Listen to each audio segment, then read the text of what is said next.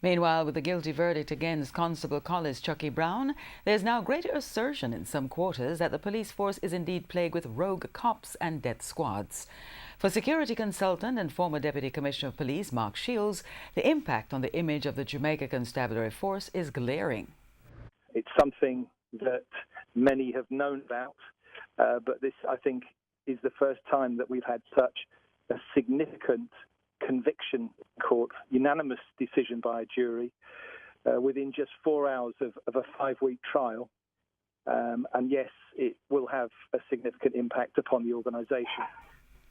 While agreeing with Mr. Shields, human rights advocate Suzanne Goff also expressed surprise that there was not more public outcry about the details revealed in the trial.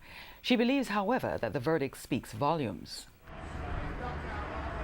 This is a very significant verdict, a very significant case, because it shows that there is the possibility for accountability through the court when the evidence has been collected, when it has been presented. And I would hope that there'll be some proactivity in ensuring now that there is a review, because clearly Mr. Brown did not act alone.